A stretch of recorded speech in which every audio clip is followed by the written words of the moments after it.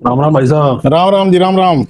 बताइए, आइए सर, आइए भाई मैंने साहब। थोड़ा अरे आइए भाई साहब, आइए आइए। थोड़ा सा मैं काम से आया था। जी जी, बताइए बताइए भाई साहब। वो थोड़ा सा क्या है, फाइनेंशियल कंडीशन इस बार ठीक नहीं है। थोड़ा जी क्या जी है, मैं 500 रुपये इस महीने से बढ़ा रहा हूँ। जी जी।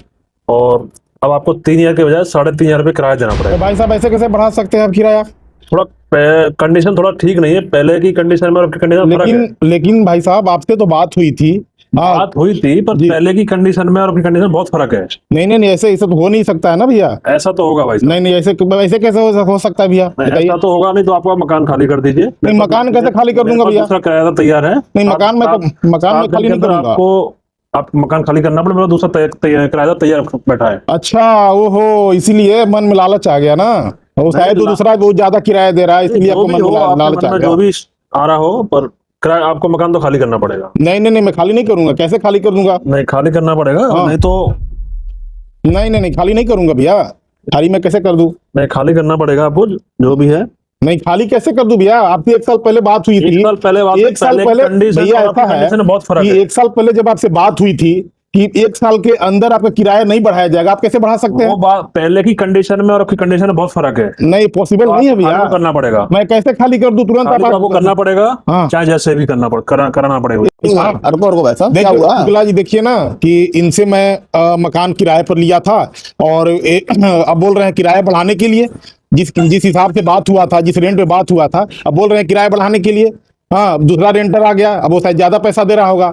जो कि ये बात हुई थी कि 1 साल के बाद, 1 साल से पहले मतलब किराया नहीं बढ़ाना है, अब बोल रहे हैं किराया बढ़ाने के लिए।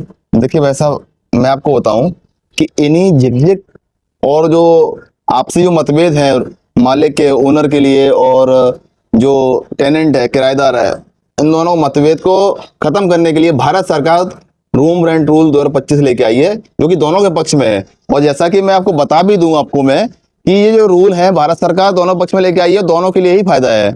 जिसके तहत अब रेंट एग्रीमेंट को डिजिटल स्टैम्प के साथ में ऑनलाइन रजिस्ट्रेशन कराना अनिवार्य है। अगर आपने रजिस्ट्रेशन नहीं कराया, वो भी 6 महीने के अंदर, तो 5,000 रुपये का जुर्माना लग सकता है। दूसरा, सिक्योरिटी डिपॉजिट, जो कि रेजिडेंशियल के लिए 2 महीने और कॉमर्शियल के लिए 6 महीने तक जा सकती है। तीसरा, अगर कोई भी ओनर अचानक से किराया बढ़ा रहा है तो वो भी अब वो नहीं कर पाएगा। अगर किराया बढ़ाना है उसे, तो उसे वार्षिक या फिर लिखित नोटिस के साथ ही वो किराया बढ़ा सकता है। चौथा, कोई भी ओनर अब अचानक से किसी किराएदार को बेदखली नहीं कर पाएगा। अगर उसे बेदखली करना ही है तो वो ट्रिब्यूनल कोर्ट के आदेशानुसार ही कर पाएगा, किसी कानूनी प्रक्रिया के अनुसार ही कर पाएगा। और एक आखिरी बात कि अगर कोई मकान मालिक को अगर अपने टेनेंट के घर पर आना है निरीक्षण के लिए या फिर किसी पर्पस के लिए, तो उसे 24 घंटे पहले लिखित नोटिस देना होगा।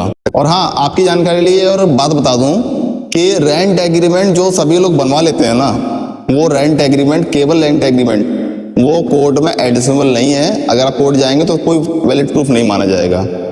अगर उस पर डिजिटल स्टैंप नहीं है, तो अब जो डिजिटल स्टैंप के साथ जो ऑनलाइन एग्रीमेंट जो हो रहा है, रजिस्ट्रेशन जो हो रहा है, यही आपको कोर्ट में वैलिड माना जाएगा।